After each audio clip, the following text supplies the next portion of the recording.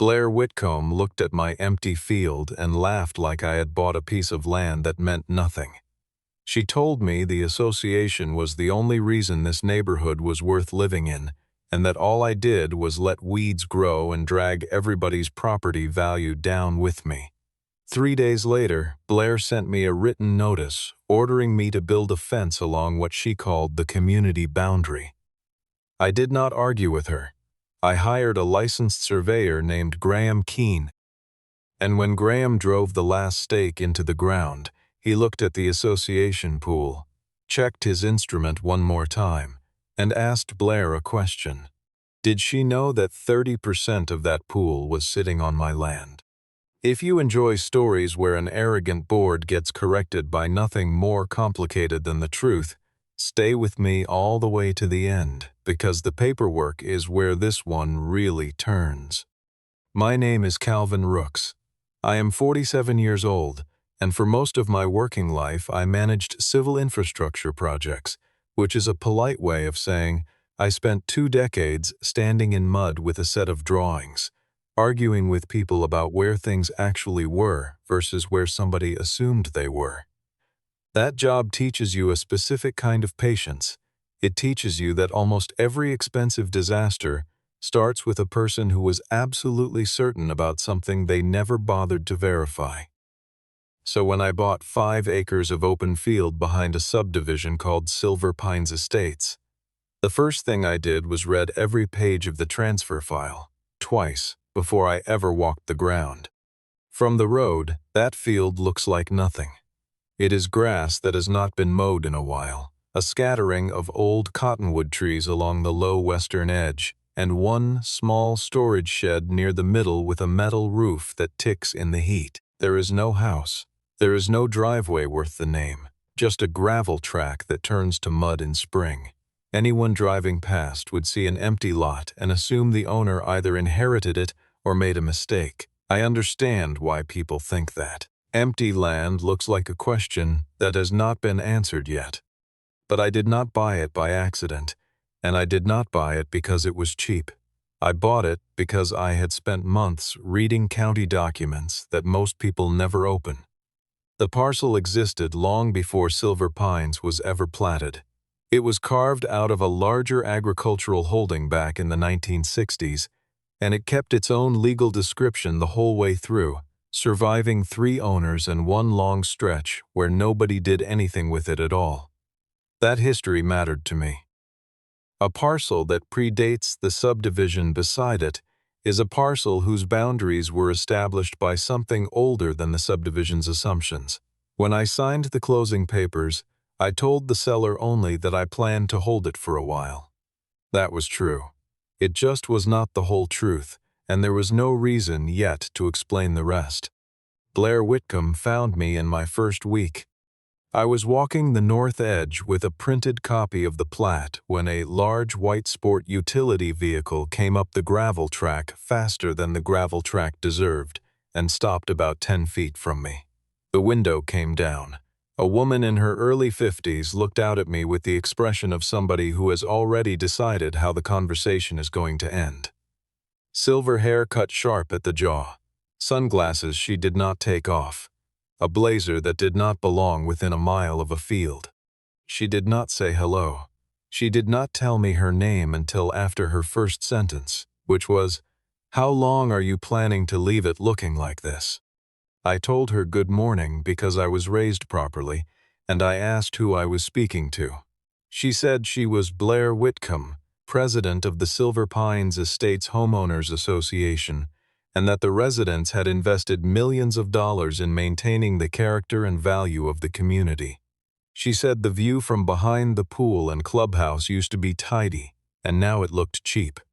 She used that word twice. Cheap. I explained calmly that my property was not part of Silver Pines. It was a separate parcel with a separate legal description, not subject to the association's covenants, not paying the association's dues, and not asking the association for anything. She smiled at me then, and it was the smile that told me everything I needed to know about how the next several months were going to go.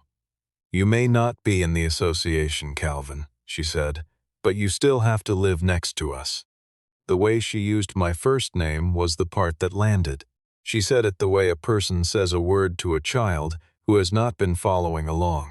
She had known my name for approximately 90 seconds, and she was already using it as punctuation, as if she were reading me the rules of a place I had wandered into by mistake. I have been in enough rooms in my life to recognize that particular tone. It is not always about race, and it is not always about money, but it is always about a person deciding in advance that you are the one who needs things explained to you. Then she pointed. She lifted one hand toward the white vinyl fence that runs behind the community pool and told me that fence was the Silver Pines boundary and that everything on her side of it was hers to protect. I did not argue. That is the part people find strange when I tell this story. She stood there in my field and told me where my property ended, and I said nothing at all. But I was not being polite for the sake of being polite.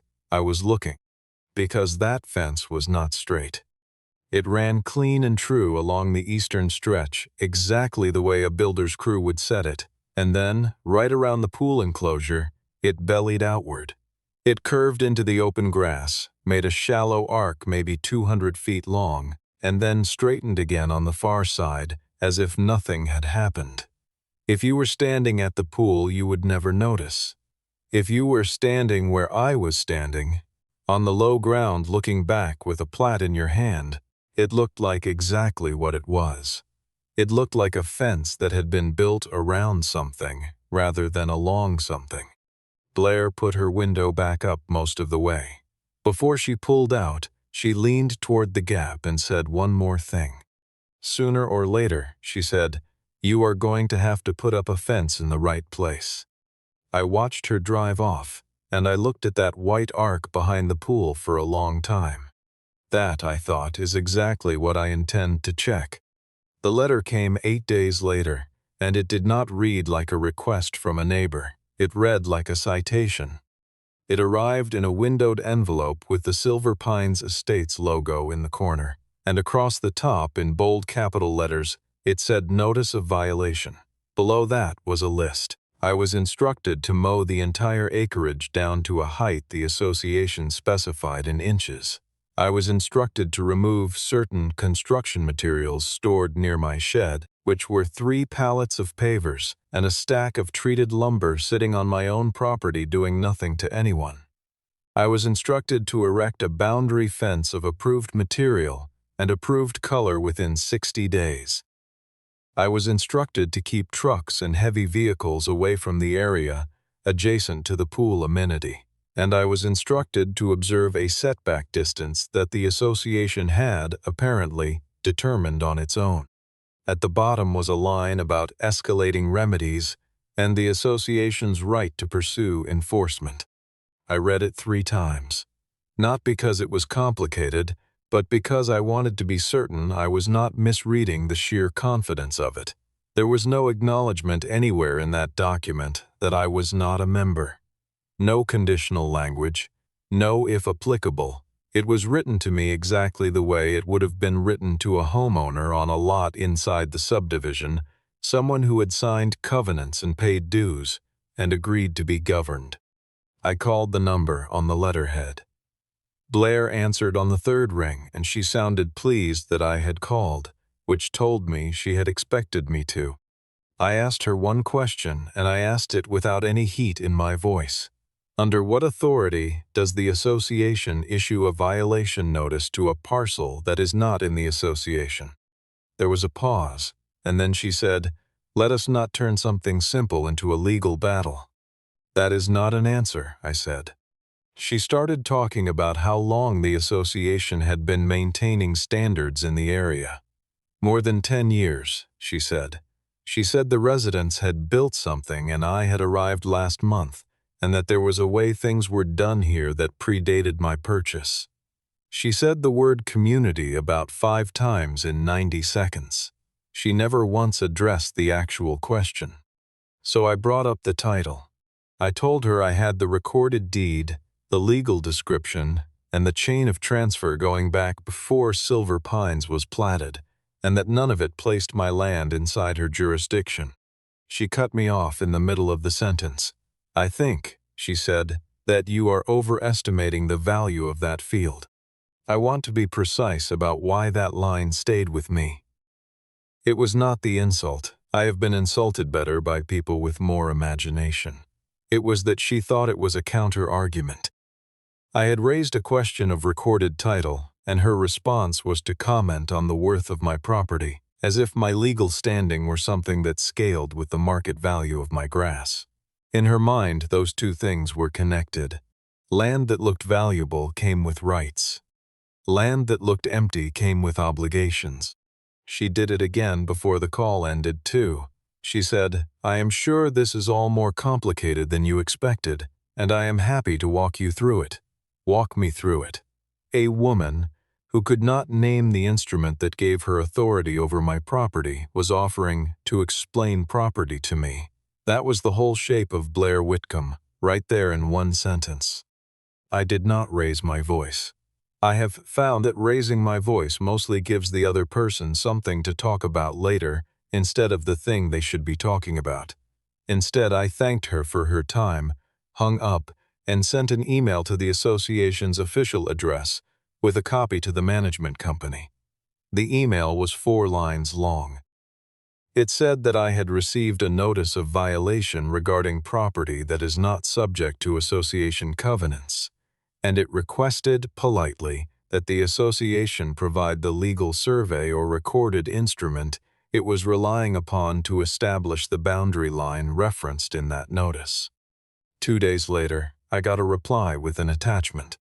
The attachment was a subdivision marketing exhibit, a development illustration. It had a rendered clubhouse in the corner and little cartoon trees along the entry road, and a color key showing phases 1 through 3 in 3 different shades of green. Somebody had drawn a line behind the pool amenity in a heavier stroke, and there was a label near it that said approximate community perimeter. There was no surveyor's seal on it, no signature, no bearings, no distances, no monument references, no coordinate basis, no north arrow tied to anything real, no scale I would have trusted to hang a picture. It was a sales document. It existed to help people imagine a neighborhood, not to define where one ended. And Blaire had sent it to me as if it settled the matter, which told me she genuinely believed it did. That was the moment my suspicion turned into something closer to certainty. A person who is confident because they have checked will show you what they checked. A person who is confident because nobody has ever made them check will send you a picture. That evening, I pulled my own deed out and read the legal description slowly, the way you read a contract when money depends on it. It did not mention a fence, not once. It did not say along the existing fence line, which is language that does show up in some older descriptions and causes an enormous amount of trouble when it does. Mine was written the correct way. It began at a described point of beginning tied to a section corner, and from there it ran by bearing and distance, call after call, each one anchored to a monument, back around to the point of beginning. It was written by somebody who assumed that fences rot and trees fall and owners forget, and that the only thing worth relying on is a set of instructions you can follow with an instrument 50 years later. Which meant there was exactly one way to find out where my property actually ended, and it was not going to be settled by a phone call with Blaire Whitcomb. I found Graham Keane through a contractor I had worked with years earlier. When I described the situation on the phone, Graham did not react to any of the parts a normal person would react to. He did not comment on the association. He did not ask me about Blaire. He asked me for the book and page of my recorded deed, the parcel identification number, and whether I knew of any prior surveys on record. Then he asked the question that decided everything that followed. "Do you want me to shoot the poolside boundary only?" he said, "or do you want a full boundary survey of the entire parcel?" I did not have to think about it. "The whole thing," I said. Graham arrived at 6:40 in the morning with an assistant and a truck full of equipment, and the first thing he did was walk the entire perimeter without turning a single instrument on. He walked it slowly, stopping sometimes, occasionally pushing at the ground with the toe of his boot, saying almost nothing. I followed him for part of it and then let him be. When he came back to the truck, I asked what he was looking for, and he said he was looking for evidence, and that evidence was not the same thing as opinion. Then he said the sentence I have repeated more times since than any other sentence in this entire story. A fence tells you how people have been using land, he said. It does not necessarily tell you what they own. That is the whole story in one line, and he said it before he had measured anything. He found the first monument in about 20 minutes, near the road at the northeast corner.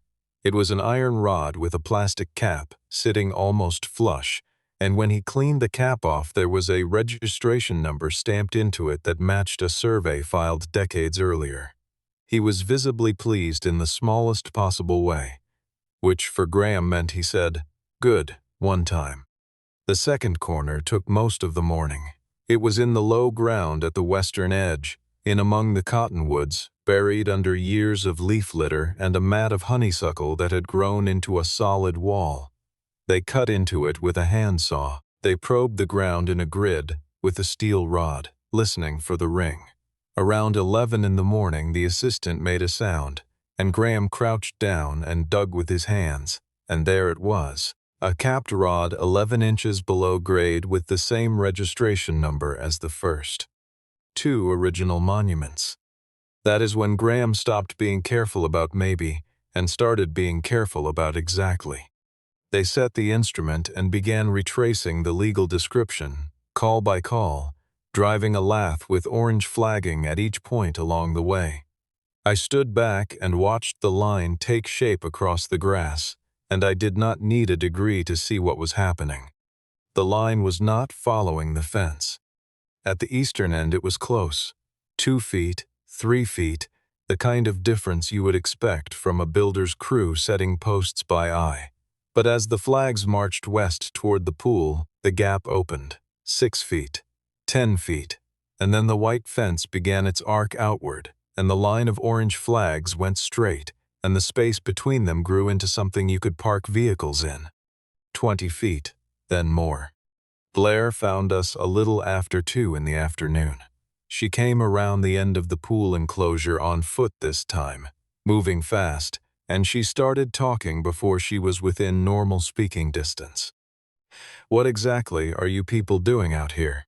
Graham straightened up from the instrument and introduced himself, said his license number without being asked, and said he was performing a boundary survey at the request of the record owner of the parcel. He was completely, almost aggressively polite. I have rarely seen anything irritate a person more. She turned to me. "Calvin," she said, "are you seriously spending money on all of this over a fence?" And I told her the truth. "You are the one who told me to build a fence on the correct line. I am finding out where the correct line is." That is when she made her first real mistake. She said the association already had a survey, done years ago.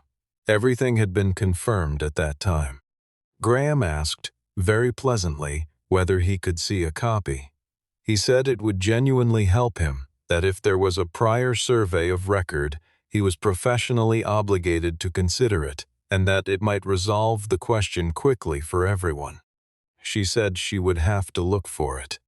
He asked whether it had been recorded with the county, because if it had, he could pull it himself that afternoon and save her the trouble. She said she would have to check. And then, instead of answering, she told him he was not permitted to enter the pool area. She said it the way you play a card you have been holding. Graham said that was fine, that he had no need to enter the enclosure, and that he could complete his work from the client's property and from other legally accessible points. He went back to his instrument. She stood there for a while longer, and I think she was waiting for the situation to resolve itself in her favor, the way situations usually did for her, and when it did not, she walked back around the enclosure. She came back an hour later, though. She came back because the assistant was driving a stake near the pool corner, and she had seen where it was going. It was a proper survey stake, orange-topped, driven flush and solid. It was inside her fence. Not near it, not on it. Roughly 11 feet on the pool side of that white vinyl, sitting in the mulch bed at the edge of the concrete, with the fence line running behind it like a fact that had just been demoted to a rumor. Blaire looked at that stake for a long moment, and whatever expression she had arrived with came off her face and did not come back. "That stake is wrong," she said. Graham did not look up. "I have not concluded anything yet," he said. He worked until the light went orange. Then he called me over to the tailgate and unrolled a working sketch, weighted the corners with a coffee thermos and a roll of flagging, and traced the line with the end of a pen. It came in from the east, straight and clean. It passed through the vinyl fence. It continued across the mulch bed. It crossed the stamped concrete pool deck, and it kept going into the shape on the sketch that was labeled, in his small square handwriting, pool. "I need to check more before I sign anything," Graham said. "But Calvin, you should prepare yourself." Graham spent the next 4 days doing the part of the work that nobody sees. Everything agreed. The section corners agreed with the old survey. The old survey agreed with the monuments he had physically recovered in the ground. The monuments agreed with the calls in my deed, and the recorded subdivision plat, the actual legal plat of Silver Pines Estates, agreed with all of it. The subdivision's own recorded common area boundary sat exactly where my deed said my line was. On paper, everybody had always agreed. There had never been a dispute in the record at all. The fence was simply in the wrong place. And not by inches. At the eastern end, it was off by about 3 feet. At the arc behind the pool, at its worst point, that white vinyl fence stood 32 feet inside my parcel. The legal line ran through the rear third of the community pool, roughly 30% of the pool structure itself, along with a substantial portion of the surrounding deck. The pump equipment pad and 2 of the light standards sat on my land, not near my land, on it. I want to be careful about one thing here because it matters for the rest of this. It was never Blaire's pool in any personal sense. She did not own it. It belonged to the association, held as common area for the benefit of the residents, and Blaire was the president who controlled it, spoke for it, and made decisions about it. Every family in Silver Pines had an interest in that water. That is what made the whole situation heavier than a simple fight between 2 people, and it is also what Blaire would spend the following month trying to hide behind. Graham came back on a Tuesday to set the final permanent points. Blaire arrived within 15 minutes, which meant somebody had called her, and she came straight to the stake at the pool corner. "Remove these," she said. Graham said he could not do that. He said the markers reflected his professional findings and would be shown on a survey he would seal and sign. "That pool has been there for years," she said. Her voice had climbed. "There is no possible way it is on his land." And Graham gave her the answer that I think about more than any other exchange in this entire matter. He was not smug about it. He said it the way you would read a measurement out loud. "I am not saying who owns the pool," he said. "I am telling you where the property boundary is." Then he pointed down the row of stakes, running away from us across the concrete and out through the grass. "And the boundary is here." Blaire did not say anything for a while. I did not celebrate. I want to be honest about why, because it was not entirely virtue. Part of it was that I had spent 20 years in construction disputes, and I knew that the loudest person in the first 10 minutes is almost always the person who ends up conceding in month 6. But part of it was simpler. There was nothing to celebrate. A significant public amenity that dozens of families used every summer had been built partly on my property, and that was going to be a problem for a lot of people who had never done anything to me. So I just stood there, and I have come to understand that my silence bothered her more than anything I could have said. She had a response prepared for gloating. She had nothing prepared for a man who simply looked at the stakes and waited. She turned to me finally. "You think you can use this to make us pay you," she said. "I have not asked you for $1, I said. Then she reached for the argument she would keep reaching for. She said the association had used that area openly for years, that everyone had always understood the fence to be the line, and that there were legal doctrines about long use that would settle this in her favor. Graham said that was a question for attorneys and not for him. Then he added mildly that whatever those doctrines might or might not do, they did not change where the boundary was, and any such claim would have to be established against a boundary, not instead of one. That night I called Jonah Price, a real estate attorney I had used once before on an easement matter. Jonah is 46, dry as a cracker and constitutionally incapable of getting excited. He read the survey, the plat, and my deed, and then he gave me instructions. "Do not touch the fence," he said. "Do not put up a gate. Do not lock anything. Do not post signs. Do not stand at that fence and talk to residents about the boundary. Do not respond to anything she puts in writing without sending it to me first. We handle this entirely on paper, and we make sure that at every single stage, the reasonable party is you." I asked him whether that was strategy or ethics. "Both," he said. "It usually is." Then he asked me a question I had not thought to ask. "Calvin, before they built that pool expansion, did the association ever order a survey?" Nobody knew, but we were about to find out. Blaire called an emergency meeting of the association 3 days later, and the message she sent to every household in Silver Pines Estates did not resemble anything that had actually happened. I got a copy of it from a resident within the hour. It said that the association had been contacted by an outside landowner who was challenging residents' access to the community pool. It said the board was taking the threat seriously and exploring all options to protect the amenity that families had paid for. It described me without naming me as an adjacent property owner making claims. It said that legal counsel had been engaged. It did not mention the violation notice she had sent me. It did not mention that she had personally instructed me to build a fence on the correct boundary. It did not mention that the survey existed because she had demanded it. In her version, I had simply appeared out of the grass one day and started making claims about a pool. It worked for a while. A man watering his lawn along the entry road stopped watering and watched me the whole time I drove past. A woman I had waved to twice did not wave back. Tessa Vaughn came to see me on a Saturday morning. She is 39, sits on the board, and has 2 children who use that pool every summer. She parked at the end of the gravel track and walked up rather than driving in, which I appreciated more than she probably realized. She did not open with hostility. She opened with, "I need to ask you something directly, and I would like a direct answer." "Go ahead," I said.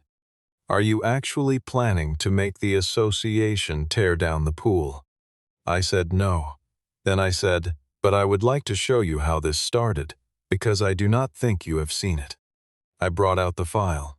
The violation notice, with the association's letterhead and Blaire's signature, listing my mowing height and my pavers and my setback and my fence. The email in which I asked for the legal survey the association was relying on. The marketing exhibit she sent back, and then the survey itself, sealed and signed by Graham, with the boundary running through the pool deck. Tessa read the violation notice twice. Then she said quietly, "She never told us about this letter. She told me the board had been informed only that a neighbor was disputing a boundary.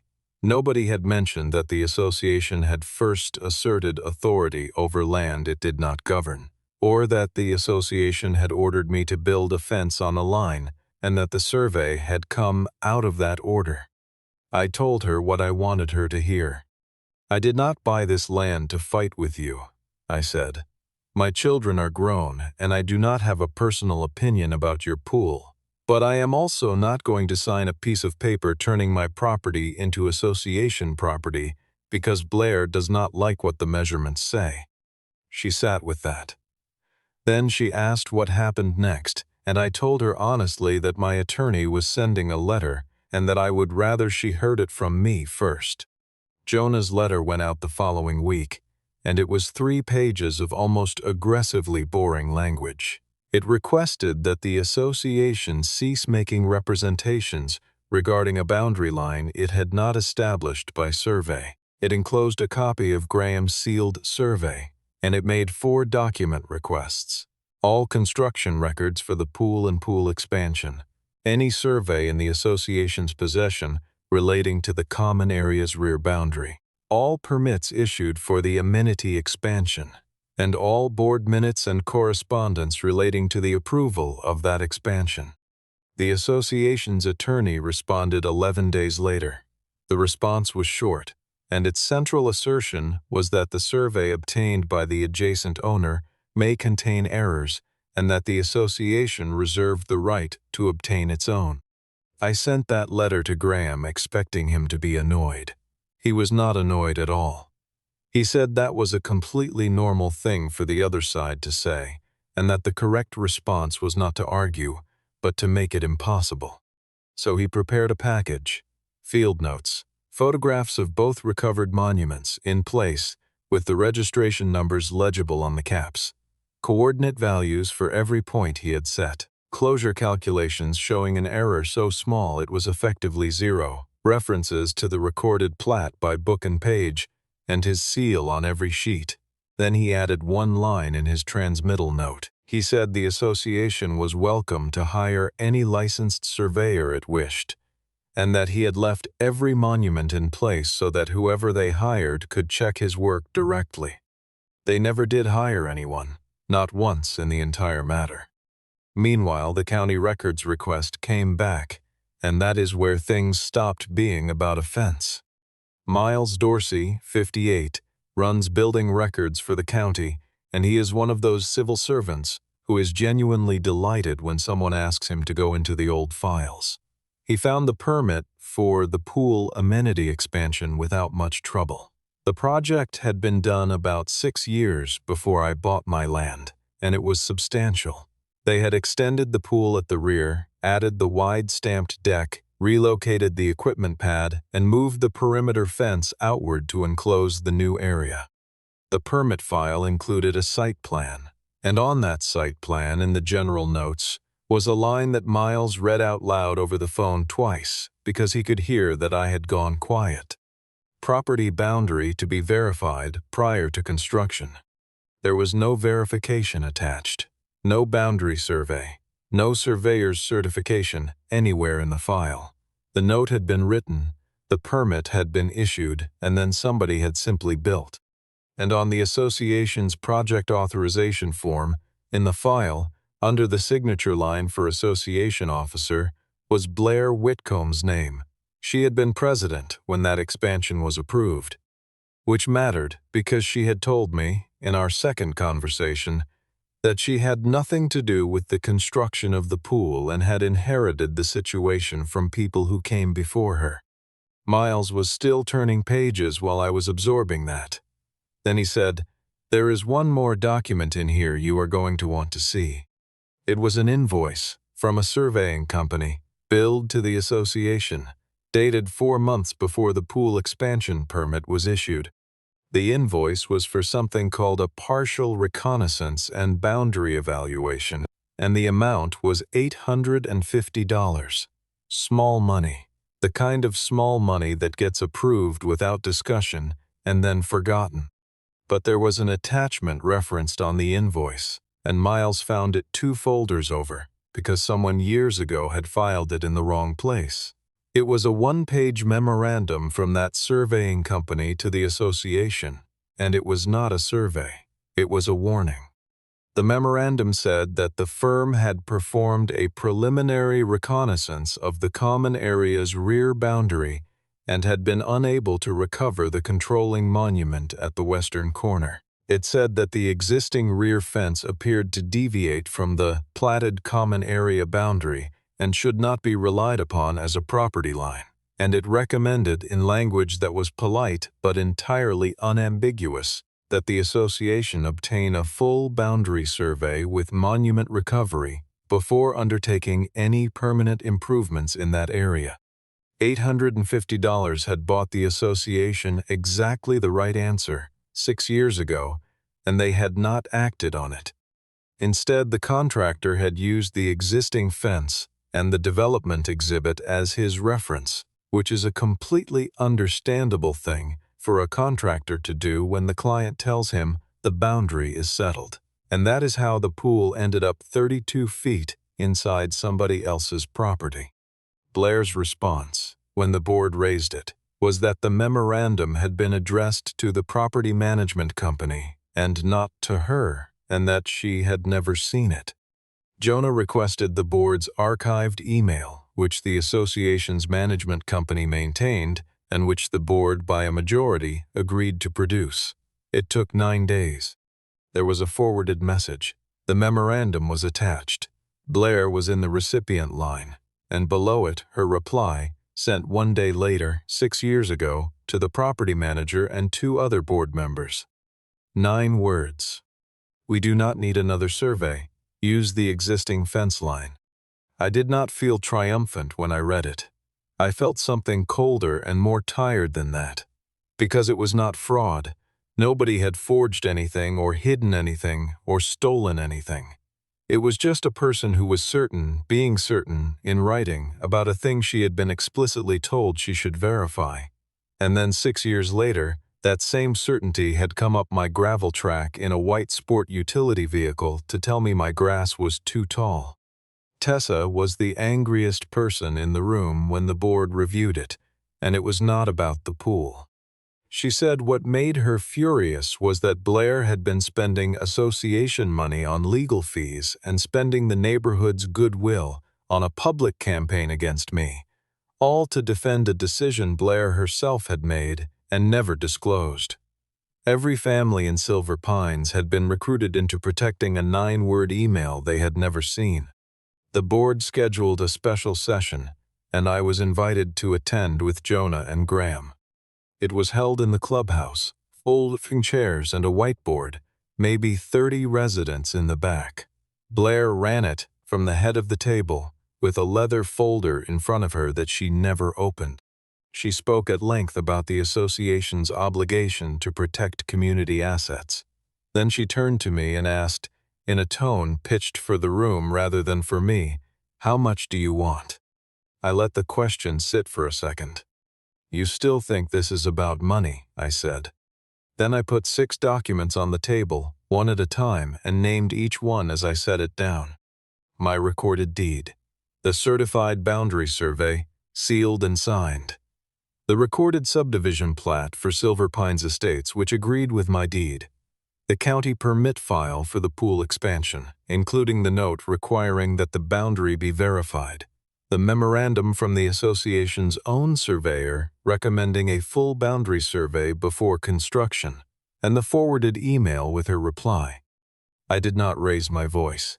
I have replayed that moment many times, and I am glad I did not, because the room was already very quiet. "You laughed at my field," I said, "because you decided it was worth nothing. And then you built the most valuable thing this association owns on top of it." Nobody said anything for what felt like a long time. Somebody's chair creaked in the back. Blaire said the survey was still disputed. Graham said from his seat that it was available for review by any licensed surveyor the association wished to retain, and that he had left every monument in place for that purpose, and that his offer had been open for 6 weeks. Then Jonah stood up and said that there were 3 lawful paths available, and that whichever one the association chose, they all had one thing in common. The association could no longer proceed as though the land belonged to it. Jonah laid the 3 options out on the whiteboard in the plainest language he could manage. Option A, the association negotiates to purchase the encroached portion of my parcel outright, at an appraised value, with a lot line adjustment recorded through the county. Option B, The association enters into a recorded easement or long-term license agreement with me, allowing continued use of the encroachment area under defined terms, while I retain ownership. Option C. If no agreement is reached, the improvements are modified or relocated to bring them within the association's actual boundary. He explained that option C was the fallback and not the goal, and he said plainly that no court likes tearing down a functioning public amenity if a reasonable accommodation exists. I could have pushed for option C. I considered it, in the week after I read her 9-word email, in the way you consider things at 2 in the morning. But I have watched people win that way, and what they usually win is a reputation. I did not buy 5 acres in order to become the man who closed the pool, so I proposed option B with conditions. The association could continue to use the encroachment area under a recorded long-term agreement, provided that the association formally acknowledged the boundary as established by the certified survey. The association would bear the reasonable costs of the survey, the legal work, and the recording. Any future construction in the affected area would require my written consent in advance. The fence would be corrected on the record and, where practical, on the ground. Every violation notice issued to my parcel would be withdrawn in writing, and the association would cease asserting any authority over my property permanently and in writing. That was it. I did not ask for money beyond costs. Jonah told me afterward that I had probably left a meaningful sum on the table, and then he said that he understood why, and that he would have advised against it and been glad to lose the argument. Blaire objected. She did not object to the terms. She objected to the existence of the agreement. She said that signing a document like that would make it look as though the association had been wrong. And Tessa Vaughn, who had been quiet for most of the meeting, said 7 words that ended Blaire Whitcomb's presidency. "Blaire," she said, "you were wrong." The board voted that night to authorize negotiation. It was not close. Blaire voted against it, and 1 other member abstained, and everybody else raised a hand. The decision was not hers anymore. I think that was the part she actually could not absorb. Not the survey, not the memorandum, not even the email. The vote. 2 weeks later, we sat across a conference table at Jonah's office, and I thought about the first day, when she had spoken to me from inside her vehicle with the engine running, telling me how long I would be allowed to leave my own land looking the way it looked. Now she was on the other side of a table, and she had to ask me a question. "Will you agree to let us keep the pool?" I did not answer immediately, not for effect. I answered slowly because I wanted to be certain that what came out of my mouth was accurate. "I will agree," I said, "as long as the association respects the boundary line that you told me to establish." What happened to Blaire afterward was not dramatic, and I have no interest in inventing something more satisfying than the truth. The board stripped the presidency of several unilateral authorities, including the ability to issue violation notices without board review, which is how the whole thing started.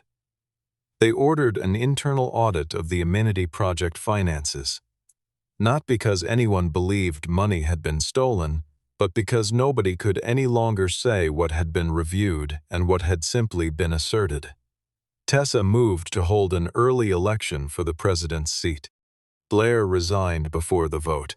Her resignation letter cited increasing professional demands on her time. The last thing she said to me was in the clubhouse parking lot, and she said it with real bewilderment, which is the only moment in the entire matter where I felt anything close to sympathy for her. "All of this," she said over an empty field. "No," I said. "All of this happened because you thought empty meant unowned." The paperwork took another 4 months, because paperwork always does. The agreement was drafted, revised twice, approved by the board, signed and recorded with the county. The association holds a recorded right to use the encroachment area under defined terms.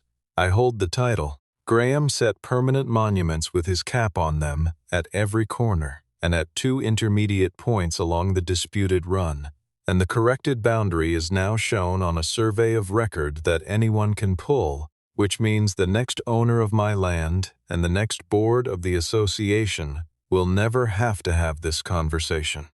The fence was corrected on the eastern stretch where it was simple.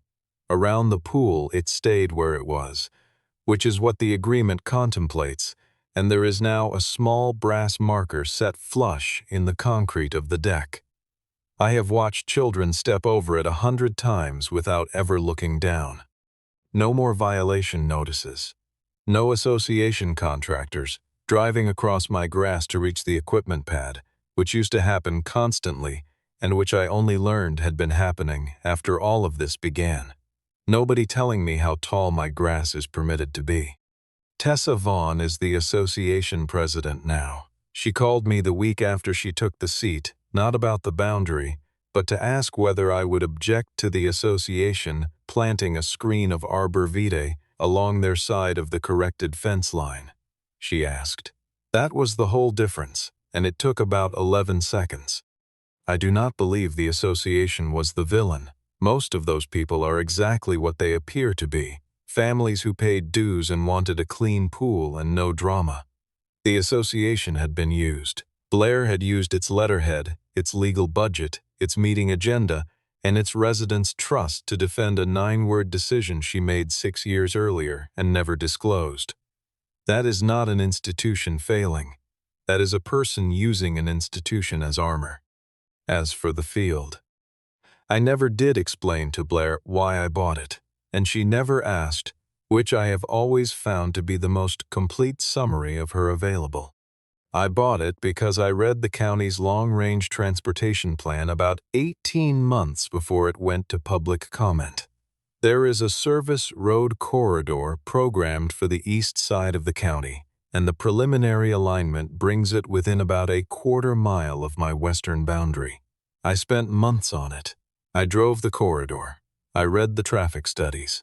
I looked at what the zoning overlay would permit once access improved. My plan is a small cluster of workshop and storage units, 6 to 8 of them, for local trades. It is not a fortune. It will never be a fortune. It is a modest, sensible use of 5 acres that happened to sit in the right place, and I had not announced it because I was waiting on approvals. That is all. The field Blaire Whitcomb called worthless was a piece of property I had researched for the better part of a year before I ever made an offer. I was never the confused man she needed me to be. She simply never checked, which by then I understood was the single most consistent thing about her. There is an evening I keep coming back to. It was late summer after the recording was done, and I was standing beside one of Graham's monuments near the pool corner, close enough to hear voices over the fence. Somebody was counting for a child about to jump. Ordinary sounds of ordinary people who never knew any of this happened and never needed to. Graham told me once that a boundary line does not care who has more money, or who talks the loudest, or who has lived somewhere the longest. It does not care about a fence, or a hedge, or 20 years of habit. It sits exactly where the record and the monuments say it sits, and it will still be sitting there long after everyone currently arguing about it has stopped caring. I turned around and looked out across my grass, going gold at the western end where the cottonwoods start. The day Blaire Whitcomb met me, she looked at that field and saw weeds. She looked at me and saw a man she could instruct. She was wrong about both. Blaire laughed because I owned an empty field. In the end, that field taught her the simplest lesson in property there is. Before you tell a man where he is allowed to stand, you had better be certain you are not standing on his land.